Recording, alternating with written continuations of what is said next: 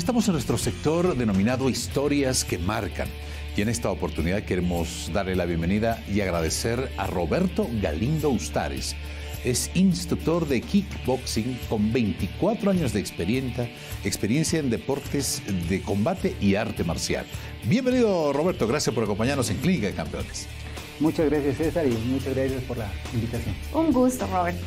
Un gusto, Roberto. Y bueno, yo voy a ser el que va a comenzar con las preguntas. Y quiero preguntarte, Roberto, que nos comentabas extra cámaras que habías comenzado a los 17 años con esto del kickboxing. Muy temprano, me parece, pero ¿qué deportes has practicado además del kickboxing? ¿Cuál ha sido tu experiencia y por qué decidiste hacer kickboxing? Yo empecé a los 17 años haciendo taekwondo.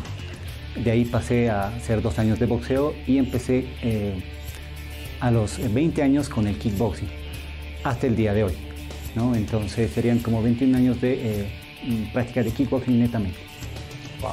Roberto, ¿y qué características se diferencian al kickboxing de otras disciplinas de combate y de arte marcial?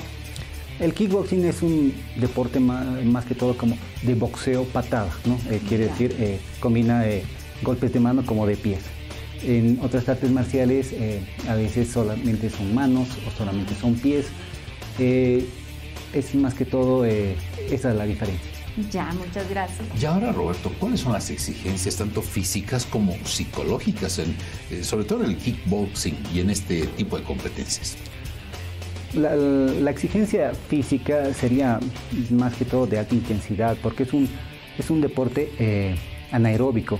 Anaeróbico me refiero que con una respiración, con una inhalación, damos 3 o 4 golpes. O muchas veces damos un golpe sin respirar, y por eso quiere decir que es un ejercicio de alta intensidad. Ajá. En la parte psicológica sería cuando uno compite, más que todo lo que tendría que ver con el estrés deportivo, ¿no? Siempre hay alguna vez hay el estrés deportivo que hay en competencia, o muchas veces el pánico escénico, que digamos uno entrena muy bien en el gimnasio, pero cuando ya hay mucha gente ya se pone nervioso. Y además la concentración. Correcto, tienes mucha razón, César. El tema de los nervios es muy importante a la hora de competir. No puede jugar en contra como a favor. ¿Qué riesgos puede llevar el hacer este deporte de combate? Depende del grado en el que se lo practique. Si digamos es a un nivel solamente de practicante, va a haber, tal vez como el doctor va a corroborar, hematomas, puede haber esguinces, o puede haber heridas por golpear los equipos de entrenamiento. Pero si es a un nivel competitivo, ya los riesgos son más altos, como fracturas, muy común. Puede haber ruptura de ligamentos, ya lesiones mucho más graves. ¿Y en el recorrido? Sí, efectivamente, en este deporte lo que más hay son los golpes, contusiones, ¿no? Los hematomas.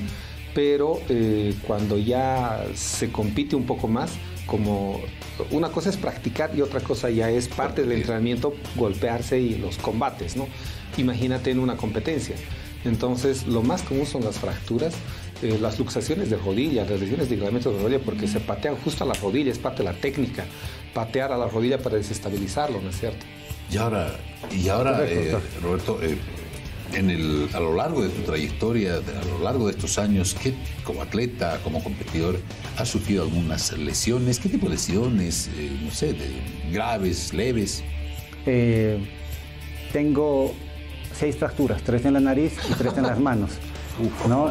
Eso voy a desarrollar ahora, y tengo una distensión de tobillo, puede ser, doctor, ¿no? 3 fracturas en la nariz. 3 fracturas en la nariz, 3 fracturas, 3 operaciones.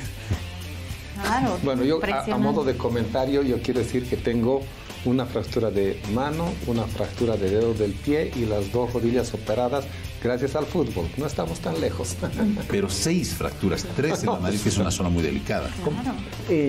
Como decías en un inicio, César, kickboxing, ¿no? Que tiene que ver mucho con el boxeo. Entonces, en el momento que bajamos la guardia y cuando competimos también no hacemos caso al entrenador, muchas veces por cansancio, por distracción, por nervios, entonces el oponente saca ventaja y llega el golpe a la nariz. Y ¿Es inevitable las lesiones? En los deportes de combate sí. Yo quiero hacer la diferencia entre un deporte de conjunto, como por decir fútbol, básquet, voleibol, donde si hay algún tipo de contacto es falta. Acá en un deporte de combate como kickboxing, lucha, boxeo, tiene que haber contacto. Tiene y un que golpe haber es choque. un punto.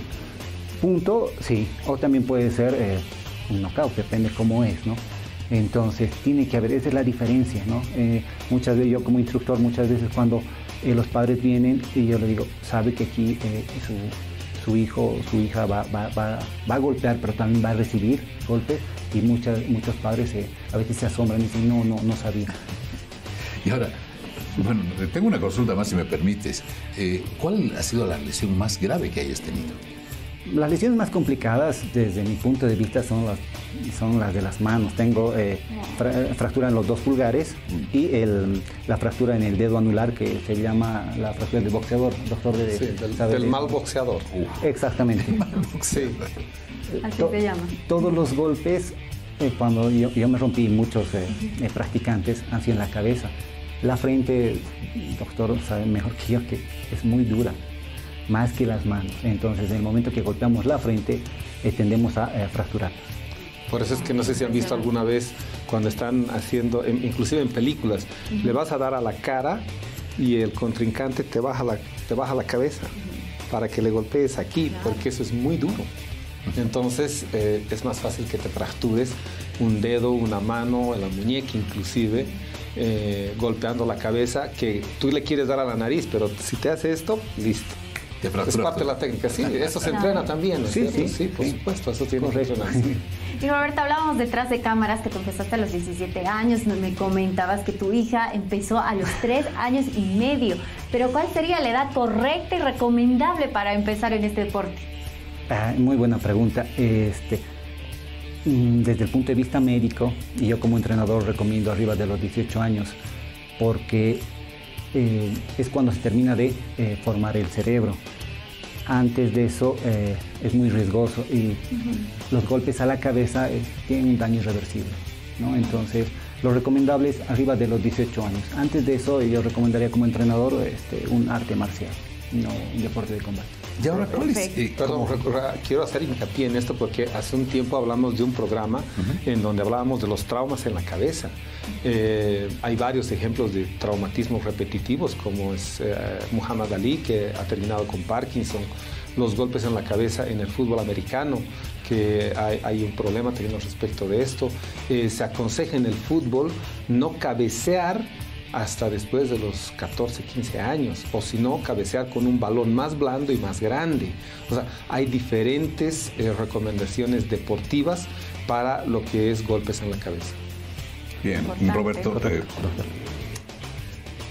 ¿cómo tienes que prepararte a nivel personal y también a tus alumnos? ¿Cómo hay que prepararlos? Hay que prepararlos, además de físicamente, me imagino que psicológicamente también.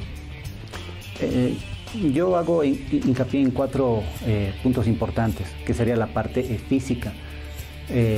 Tanto como practicante o como competidor, la parte física es muy importante, la condición, ¿ya? En competencia, la mayoría de las peleas, de los combates, se pierde por cansancio. Entonces, la condición física es primero. Segundo, la parte técnica, saber golpear, ¿no? Saber diferenciar un golpe de otro, un gancho, un cruzado de un recto, ¿no? Que se note la diferencia, no golpear de forma desordenada. La tercera parte sería la parte de fuerza. Tenemos la bolsa, el costal, donde se golpea. Entonces, mientras uno más golpee o patee, saca más fuerza en el golpe. Y la cuarta sería el sparring o el combate con protecciones adecuadas, ¿no? A la mayoría de nosotros nos gusta golpear, pero no a muchos nos gusta recibir. Entonces, lo que tenemos que aprender es, si vamos a tener un deporte de combate, de asimilar los golpes. Tenemos que golpear, pero también tenemos que aprender a recibir. Excelente. Es importante. Finalmente, Roberto, quiero terminar con una pregunta de tu futuro. ¿Qué es lo que tú quieres hacer? ¿Cuáles son tus objetivos en este deporte? Bueno, como entrenador, yo quiero formar alumnos que se comprometan con la disciplina a la que se están inscribiendo, a la que se están practicando, y que con el tiempo lo convierten en un estilo de vida, no solamente en un hobby, nada más. Y de acuerdo a eso, entonces ellos ya tendrán una mejor salud, ¿no? Y como competidor, bueno, mi vida competitiva ya está terminando también por lo de la edad y todo eso, entonces más que todo estaría como entrenador. Perfecto. Muchas gracias. Nosotros hemos estado acá con Roberto Galindo, un gran atleta boliviano y también es instructor de kickboxing. Muchísimas gracias, Roberto, por haber estado con nosotros. Gracias a ustedes por la invitación. Gracias, Roberto, gracias, de verdad. Nils, llegamos al final prácticamente. Llegamos al final y un programa más que se nos ha ido en Clínica de Campeones en su programa médico deportivo. Dani, ¿qué dicen las redes?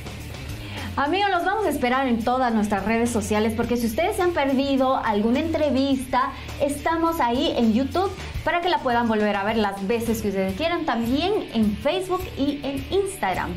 No se olviden, amigos, es un placer estar con ustedes siempre en este su programa.